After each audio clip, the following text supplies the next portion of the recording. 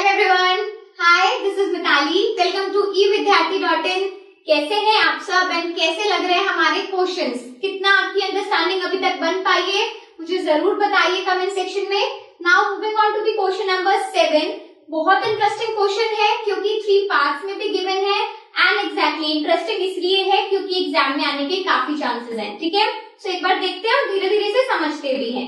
So 8000 kg engine pulls a train having 5 wagons with it। तो यहाँ पर question में आपको सबसे पहले उसका फ्रेमिंग समझा देती हूँ कि हमें क्वेश्चन में ये गिवन है कि एक इंजन है ऑफ 8000 kg, ठीक है, और वो अपने साथ अटैच करके रखा है एक ट्रेन के लिए 5 वैगन्स को, यानी कि 5 उसके साथ डब्बे हैं। ठीक है, ईच ऑफ 2000 kg मास, यानी कि हर एक डब्बे का जो मास है वो 2000 प्लस 2000 प्लस 2000 ऐसे 5 टाइम्स। ठीक है, सो हमें ये बेसिकली टोटल हमारा जो ट्रेन का मास होगा हमारे इंजन और सभी डब्बों को मिला के होगा। ठीक है, उसके आगे हमें ये गिवन है कि हमारा जो इंजन है वो कितना अपने ट्रैक पे यानी कि ग्राउंड की तरफ पे आगे मूव करने के लिए फोर्स लगा रहा है। ठीक है, so the engine is exerting a force of 40,000 Newton. ठीक है, सो यहाँ पर हमने इसे मेंशन नहीं किया, एक बार कर लेते हैं।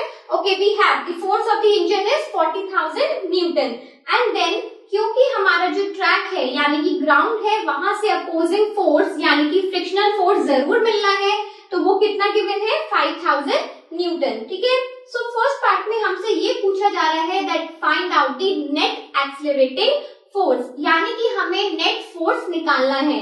सो नेट फोर्स कैसे निकाला जाता है? जितना भी हमारी दो अपोजिंग फोर्सेस हैं, एक तरफ से इंजन आगे बढ़ने के लिए फोर्स लगा रहा है, दूसरी तरफ से फ्रिक्शन उस पे फोर्स लगा रहा है, सो इन दोनों का जो डिफरेंस होगा that will be the net accelerating force. ठीक है, तो यहाँ से एक बार हम निकालते हैं, आप इसे लिख सकते हो फोर्स नेट यानी कि जो नेट एक्सेलरेटिंग फोर्स हम निकालेंगे। सो वो कैसे निकलेगा? हमारे इंजन की फोर्स बहुत ज्यादा है, उसमें से सब्ट्रैक्ट किया जाएगा दी फ्रिक्शनल फोर्स। तो फ्रिक्शनल फोर्स जो भी अपोजिंग फोर्स है वो कितना है? That is 5000 newton.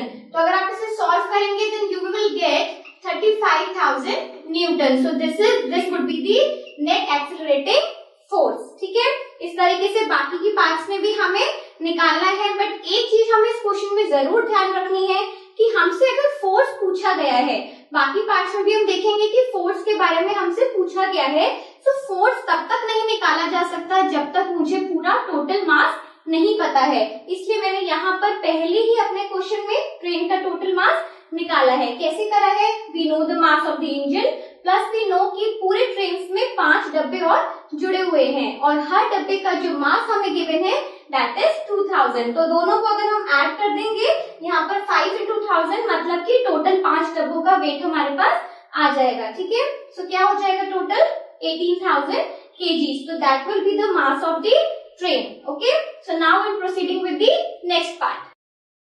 तो चलिए देखते हैं हमारे सेकेंड पार्ट में हमसे क्या पूछा गया है। सेकेंड पार्ट में है एक्सेलरेशन ऑफ द ट्रेन, तो यानी कि आगे मूव करने के लिए जो एक्सेलरेशन हमारा ट्रेन पुश कर रहा है, लगा रहा है, that we need to find out. ठीक है, तो चलिए हमें पता है एक्सेलरेशन हम कैसे निकाल सकते हैं। If we know the force हम पहले निकाल चुके हैं। हमारा नेट एक्सेलरेटिंग फोर्स जो हमने निकाला था दैट वाज कितना था, एक बार हम यहाँ पे लिख लेते हैं 35,000 न्यूटन। ये हमारा एक्सेलरेटिंग फोर्स आया है। ठीक है, सो अब अगर मुझे एक्सेलरेशन निकालना है तो कैसे निकालेंगे हम?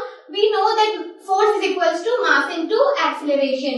अगर हमें एक्सेलरेशन फाइंड आउट करना है तो मास को फोर्स के नीचे ले जाएंगे, तो force upon mass will give us the acceleration. तो क्या करते हैं, वैल्यूज को चलो पुट कर देते हैं। व्हाट वी हैव, एक्सेलरेशन अगर हमें निकालना है तो फोर्स हमारे पास 35,000 है प्लस मास हमें कितना गिवन है पूरी ट्रेन का, ये हमने पहले ही निकाला है 18,000। तो 18,000 से डिवाइड कर देंगे। ठीक है, अब डिवाइड में हमारी जीरोस तो इजीली कैंसिल आउट हो जाएंगी, प्लस अगर हमें इसे सॉल्व करना है क्योंकि आप देखो 18 to the 36 तो very much closer to the 2, तो आंसर कुछ इसका 1.9 पॉइंट समथिंग कुछ आएगा, 1.944 करके आपका इसका आंसर है and that is the acceleration, यानी कि यूनिट बनने वाली है मास इनटू पर सेकेंड, मास पर सेकेंड स्क्वायर। ठीक है, तो इस तरीके से हमें अपने बी पार्ट में एक्सेलरेशन फाइंड आउट करना था। ठीक है, आप जब भी ऐसे क्वेश्चंस को देखोगे ना, आपको हमेशा ये दिखेगा कि हर पार्ट ना दूसरे पार्ट से इंटरकनेक्टेड है। आप अगर पहले का आंसर नहीं कर पाओगे तो आप बाकी के आंसर्स भी निकालना डिफिकल्ट हो जाएगा। ठीक है, तो इसलिए स्टेप बाय स्टेप हम इस क्वेश्चन को सॉल्व करते हैं। चलिए अब आगे बढ़ते हैं इसके थर्ड पार्ट के साथ। चलिए मूव करते हैं हमारे थर्ड पार्ट की तरफ। थर्ड पार्ट में हमसे क्या पूछा गया है, force of wagon 1 on wagon 2।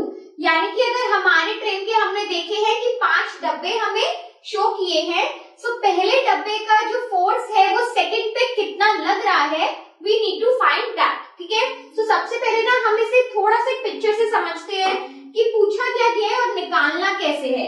क्योंकि वैसे हमें आसान लग रहा है कि फोर्स निकालना है, that means we need the mass and the acceleration, और एक्सेलरेशन हम इससे पहले निकाल ही चुके हैं। ठीक है, तो मैं एक बार आपको पहले इसका पिक्चर थोड़ा सा क्लियर करती हूँ कि अगर ये सपोज मेरा इंजन हो गया, ठीक, तो उसके बाद ये 5 डब्बे इसके साथ कनेक्टेड रहेंगे।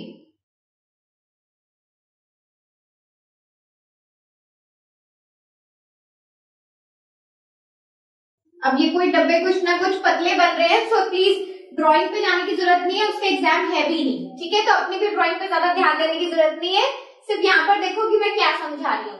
सो अगर ये मेरा इंजन हो गया विच इज ऑफ 8000 kg हमें गिवन है, और हर डब्बा हमें 2000 kg का गिवन है उसका वेट। ठीक है, तो यहाँ पर हमसे पूछा ये गया है कि what is the force of wagon 1 on wagon 2। यानी कि पहला जो ये डब्बा है ये सेकंड डब्बे पे, यानी कि इस वाले डब्बे पे कितना फोर्स अप्लाई कर रहा है। लेकिन यहाँ पर सोचने वाली बात ये है कि जितना फोर्स पहला डब्बा दूसरे पे अप्लाई करेगा उतना ही सेकंड डब्बा पहले पे करेगा। Why? Because of the Newton's third law. वो क्या कहता है, for every action there is an equal and opposite reaction. तो दोनों की जो फोर्स होगी वो बिल्कुल बराबर होने वाली है। ठीक है, सो आई कैन राइट हियर कि यहाँ पर मैंने लिखा है कि वैगन 1 का वैगन 2 पे कितना फोर्स है, and that force would be equals to the force of wagon 2 on 1 on wagon 1। ठीक है, सो आपको यहाँ पे क्लियर हुआ कि किस तरीके से दोनों का फोर्स बिल्कुल इक्वल होगा। अब अगर मुझे ये फाइंड आउट करना है कि सेकंड ने फर्स्ट पे कितना फोर्स लगाया है, तो यहाँ पर हमें एक और बात ध्यान रखनी होगी कि सेकंड अकेला नहीं है, वो सभी बाकी डब्बों से भी कंबाइंड है, और इस वजह से जितना फोर्स वो फर्स्ट पे अप्लाई कर सकता है वो एक कंबाइंड फोर्स होने वाला है। ठीक है, यानी कि सिर्फ अकेला डायरेक्टली सेकंड डब्बे का वेट सारा फोर्स जो है वो 1 पे नहीं लग रहा है, सभी का एक कंबाइंड फोर्स जो है जाकर 1 पे लगेगा। ठीक है, सो अगर हम इसे कैलकुलेट करेंगे, सो मास को जब हम कैलकुलेट करेंगे इसमें, क्योंकि हमें पता है कि फोर्स कैसे निकाली जाती है, मास इनटू एक्सेलरेशन, तो मास हम सिर्फ सेकंड का नहीं बल्कि उसके साथ बाकी के 3 डब्बों का भी कंबाइन करेंगे। ठीक है, सो टोटल हमारे पास ये आ गया कि 4 वैगन्स का मास यहाँ पर ऐड होने वाला है। सो क्या करेंगे, यहाँ पर हम करेंगे 4 इंटू, या फिर आप इसे डायरेक्टली लिख सकते हैं कि हमारा जो मास हो गया वो total mass of 4 wagons into acceleration. जो भी आपका एक्सेलरेशन आपने इससे पहले पार्ट में फाइंड आउट किया था, आप वो इसे यहाँ पे रख सकते हैं। ठीक है, सो कितना आ जाएगा यहाँ पर, because each wagon weight 2000 kg, तो हमारे पास 4 का कितना आ जाएगा, इट विल बी 4 इंटू 2000, तो दैट मीन्स, चलिए मैं एक बार फिर भी आपको लिख देती हूँ, और यहाँ पर जो हमारा प्रीवियस पार्ट से एक्सेलरेशन आया था that would be around 9.4 metre per second square, right. तो चलिए एक बार इसे हम यहाँ से, मैंने थोड़ा सा इसमें मिस्टेक कर दी है, 2000 इंटू 4 होना है, तो दैट विल बी 8000 इंटू 1.94। अब ये देखो अगेन यहाँ पर आपको लगेगा कि मैम 8000 को 1.94 से कैसे मल्टीप्लाई करेंगे, सो आपको यहाँ पर चिंता करने वाली कोई बात नहीं है, क्योंकि इसमें देखो 1000 को हम अलग ले लेते हैं और फिर ऐसे मल्टीप्लाई करेंगे। कैसे, यहाँ पर एक बार देखिए, 1000 को आप क्या करो, 1.94 से सिंपली मल्टीप्लाई कर दो और 8 को अलग ले लो। ठीक है, सो मैं आपको यहाँ पे लिख के दिखा देती हूँ। अगर मैं 1000 को सिर्फ मल्टीप्लाई करती हूँ 1.94 से, तो मेरा आंसर कितना बनेगा, 1940 8 इंटू 1940, ठीक है। तो हमारे पास जो आंसर आएगा दैट वुड बी, चलिए एक बार ऊपर लिख देते हैं कि हमारा फोर्स कितना आने वाला है, इसे सिंपली मल्टीप्लाई कर लो and that would be around 15520 newton, ठीक है। चलो एक बार इसे क्रॉस चेक कर लेते हैं। So answer would be 15520 Newton. तो बेसिकली ये आपका क्या आया है, force of wagon 1 on wagon 2।